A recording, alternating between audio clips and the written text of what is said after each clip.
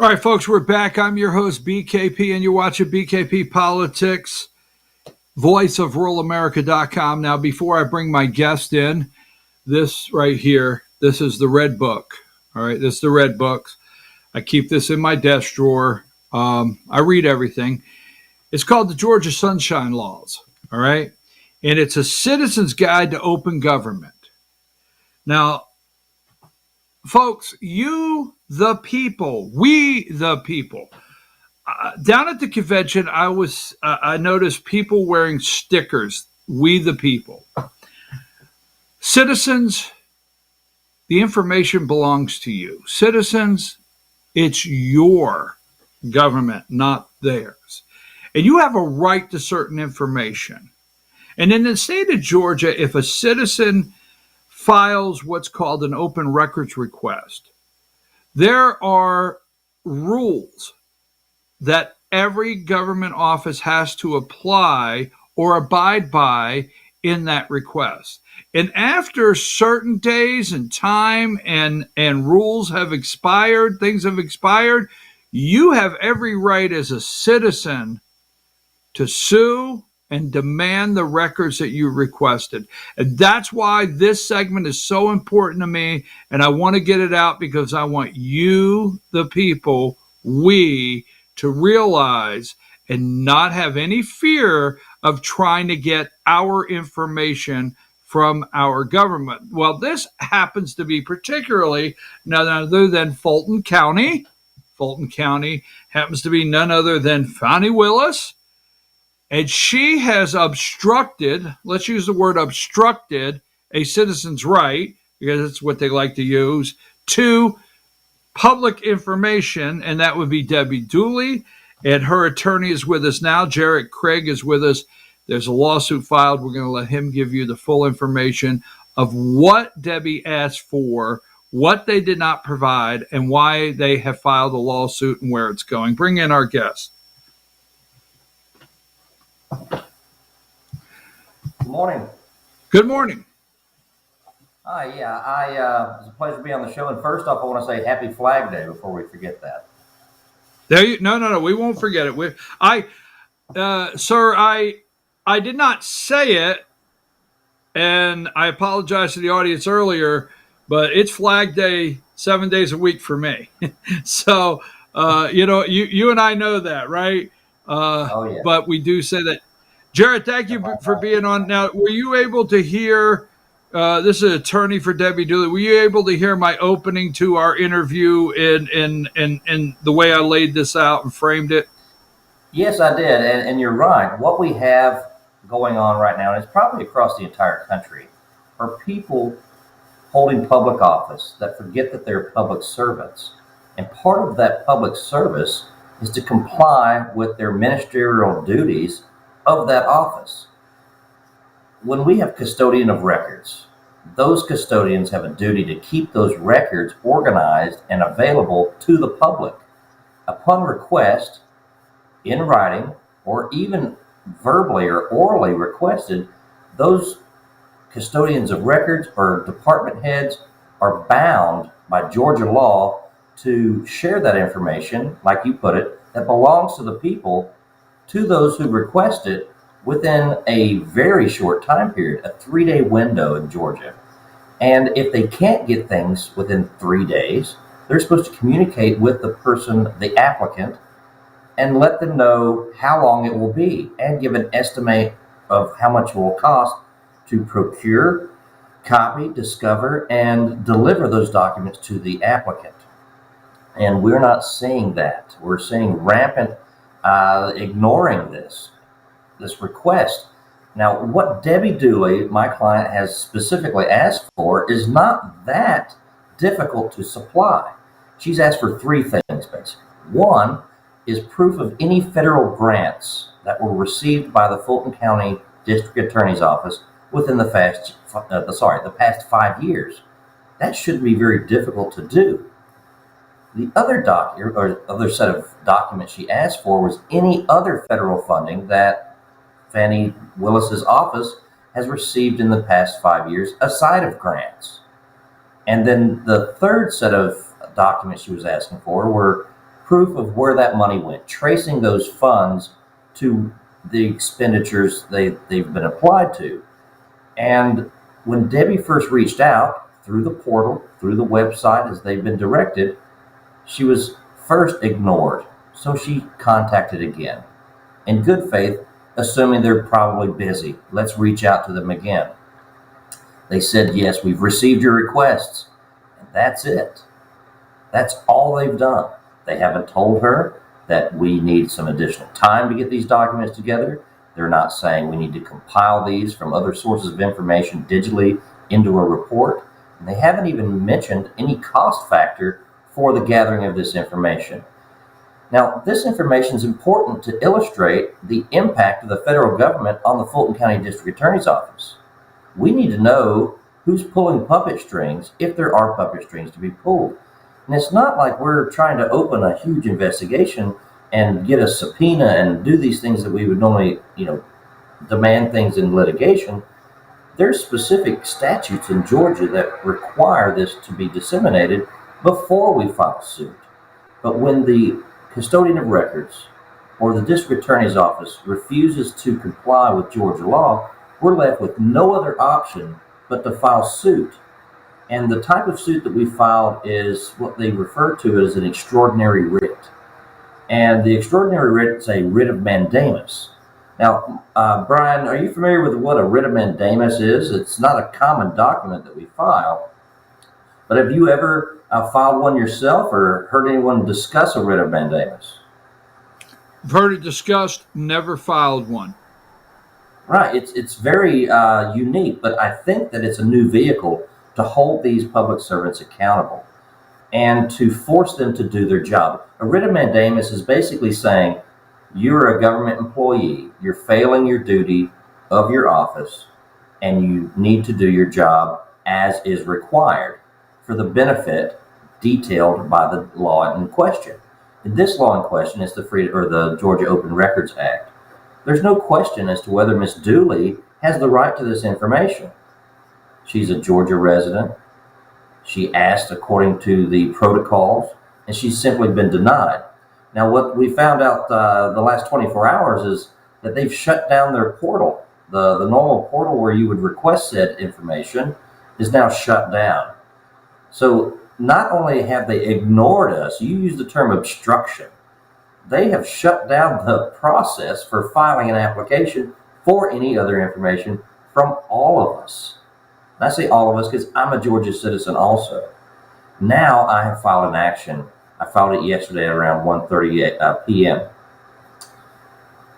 That action is going to open up the doors to further subpoena the same information. So now I'm going to be operating under my subpoena powers and the Georgia law. Now, there's not a lot of meat on the statute. There's not a lot of damages. No one's going to get rich and run to the islands and buy a yacht. That's not the situation here. This is a fundamental question of what's the role and relationship between the government and the citizen.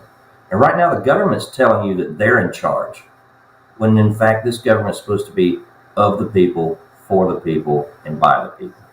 And we're not saying that. We're seeing a tone in, I would say, the larger cities and the liberal DA's office. They act as though that they are in little kingdoms, and you contact them, and they either want you to kiss the ring or to sit and grovel, beg and steal, and run through their protocols, which have nothing to do with anything else in the state of Georgia. And we see that in the court system in Fulton County, and we see that in a lot of big cities around the country. So we're going to take a stand. Let me ask you a couple questions on this. I appreciate you filing this lawsuit. So I don't want to make it this simple, but realistically, what your client wants to see is the money flow in and out of this DA's office, Fulton County, and not to get in the weeds, but we know maybe why we have some interest to see who's running money through this DA. These should be simple requests. These should be very simple requests. These should be general ledger sheets that should be able to be produced digitally by the end of the day. And what I see your clients requesting could be something that could be done in 48 hours. And your client wants to see the cash flow in and out. Is that correct?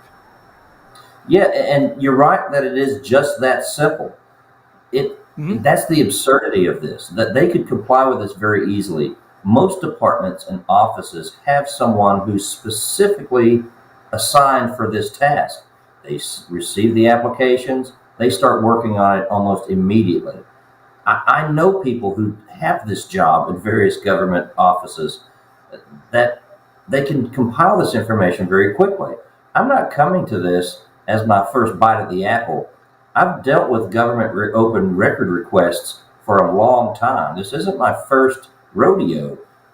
And this is probably one of the most simple and direct requests that I've seen. She's asking for flow in from grants. She's asking for flow in from all federal sources and where the money's spent.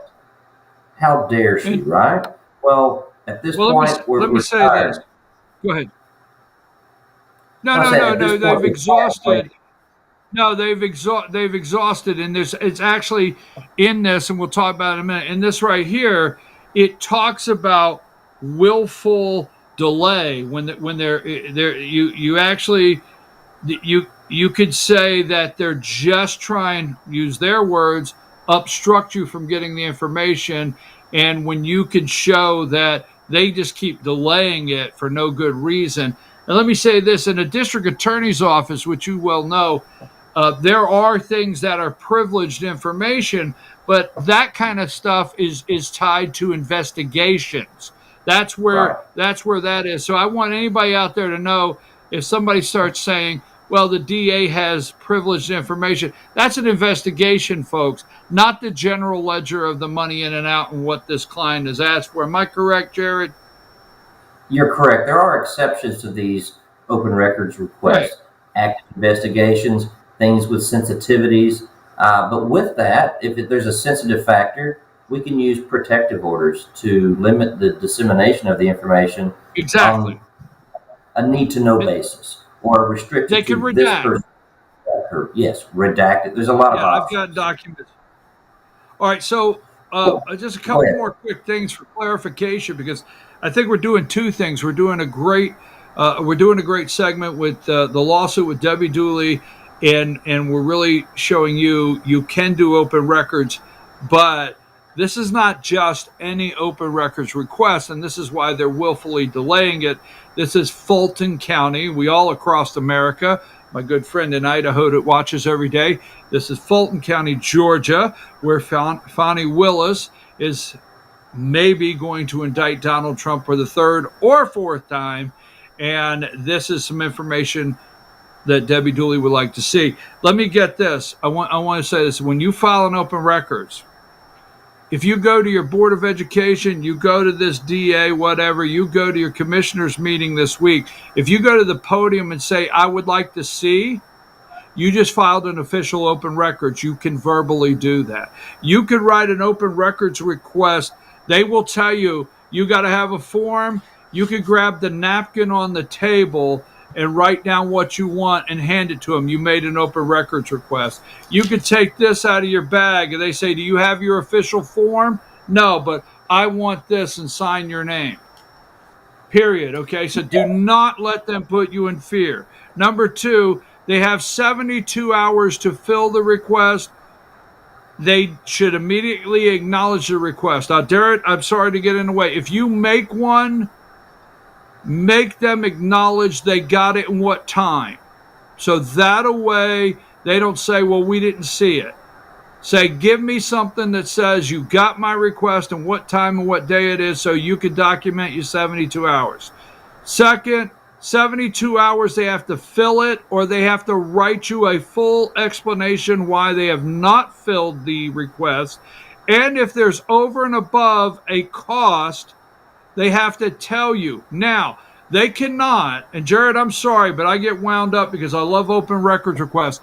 Folks, they cannot, on a simple open records request, send you back and say, oh, it's going to be $12,000, knowing you don't have $12,000.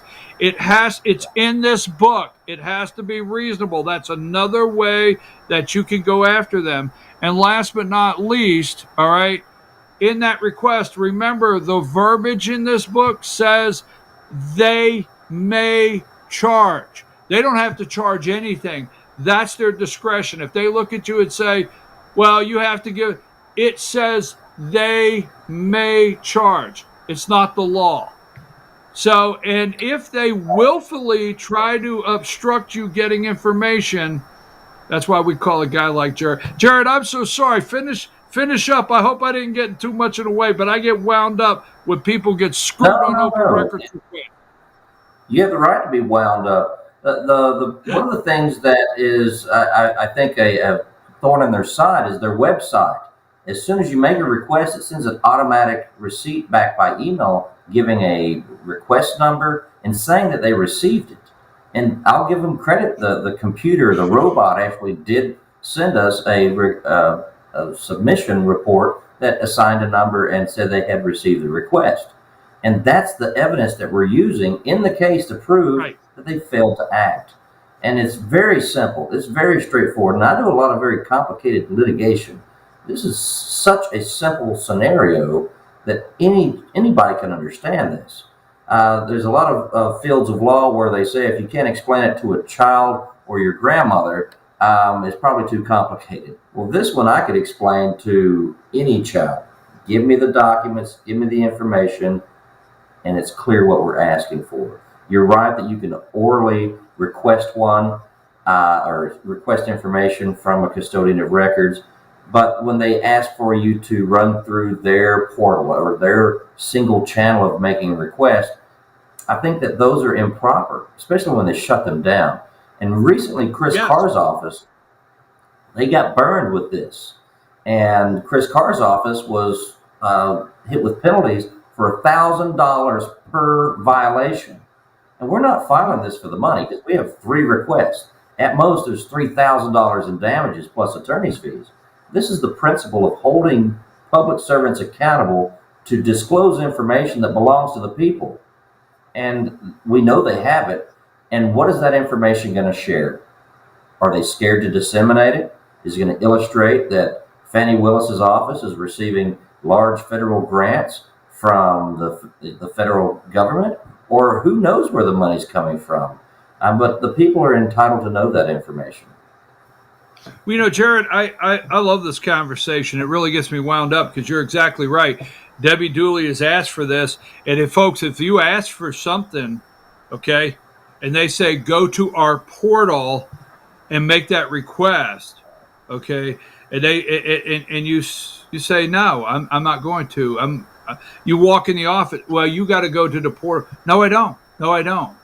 I do not have to go to that portal and make the request. Oh, yeah, that's the only way. No. And let me give you something else. And Jared, please correct me if I'm wrong. Let me give you something else, folks. You have every right to review anything in there. Yeah, it shocks them.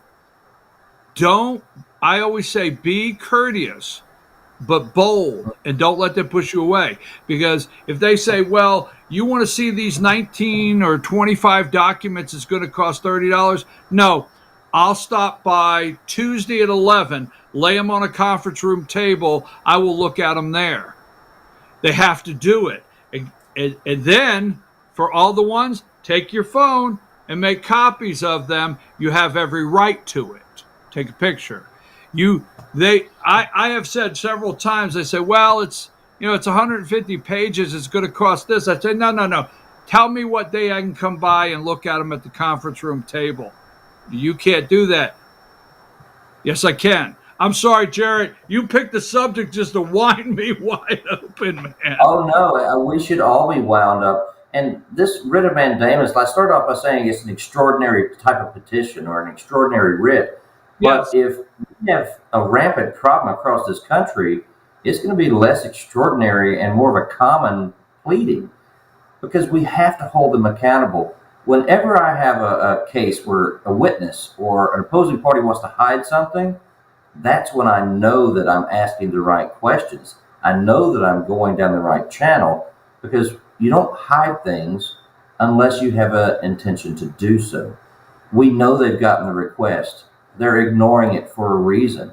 And if we're wrong, we're wrong. But they have to show us the information that leads us to that conclusion. All right, Jared, I know we're looking at Fulton County, Georgia, and all of America now knows where Fulton County, Georgia is and what it means to the 2020 election, what Fulton County means to the investigation and the special grand jury that Fani Willis has called.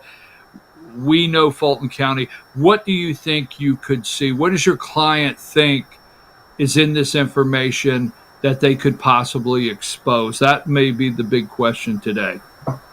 Well, I'll tell you that I am trained not to speculate too much. But what could be in there is unlimited. We have no idea what we're going to be looking for. I hate to speculate and say we know this is here and then we're going to find that. That's getting over my skis a little bit. But it's the DA's office is leading me to make assumptions that there's something juicy there that we don't know what it is. It could be funding directly from the Department of Justice or any other office that might raise some further concerns. I'm not sure if you're familiar with discovery, but discovery in a litigation or an active case is where you can ask for information that might not be admissible, but leads to other admissible evidence. Well, in this scenario, we're not sure what the evidence is going to show us, but it could lead us down the path of a bright, shiny problem for the Fulton County DA's office.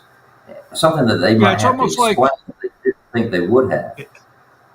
They may have to explain. It's almost like that unclassified 1023 that they won't let the American people see. But if you have a classified documents leaked to the New York Times can run it for everybody. Right. Interesting.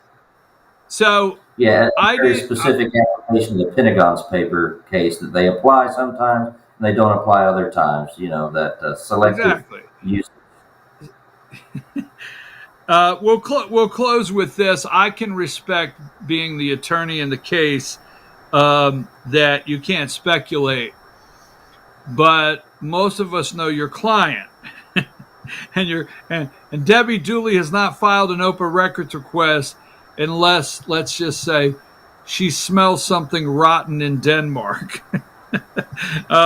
We'll say that. We'll leave that up to her to discuss. Where's the case stand? You just filed it yesterday. What say you on where we're at now and what to look forward to here in the next coming days or weeks ahead? Okay, if everything works properly in the great state of Fulton County, and I say that with tongue in cheek, if everything works properly, that Ms. Willis will be served in the next 2 to 3 days. And after she's been served, she'll be able to respond with her answer, her response, her explanation, or maybe she won't do anything at all. I wouldn't be surprised if she lets this case go to default. Their office, I believe, I don't have a lot of faith in them at this point. But if she files a responsive pleading, the next thing would be generally to evaluate the case with a pretrial conference or possibly mediation, or she could simply give us the information. That would get rid of the case completely. If she wants to drag this out, that's only going to show more motive to hide whatever we're going to get anyway. It's just a matter of time. It's not whether she can and cannot hide it. It's just for how long. We're going to get the information. Jared, I appreciate you very much. I thank you for coming on. Please accept my apology for getting wound up on what open records means and some of the maybe roads I went down. I just get very angry when citizens of this country are obstructed from the documents and the information that their taxes pay for, and then these kings, or who they perceive to be themselves kings in some kind of majesty, say you can't see something. I'm sorry. I think you picked up what a nerve, what'll hit a nerve with me this morning. Well, we should all be upset about things like this because our government is not transparent. And when we have the obligation to be transparent that are codified in our law, it's absurd when they just simply ignore us, and they can't ignore us forever. All right, I have to get out, friend. We will be in touch again. I want to bring you back on some other issues that we're dealing with right now as a country. I know you have some great insights. I want to get you back on for that, and also keeping up with this case. Appreciate your time. I know you're busy. Have a great day. Thanks, Brian. Anytime, just let me know. Look forward to it. All right, folks. That was important to me. The case has been filed for an open records, and it's not just any open records case. It's an open records case. Fani Willis, the Fulton DA, doesn't want us to see the cash flow in the DA's office. Wonder why. We're going to take a break. We're going to come back. I know it's 10 o'clock. Don't go anywhere. We're going to come back on the other side of this. I'm going to do a quick 5 minutes. There's a couple things I have to show you before we close. Take a break, Diane.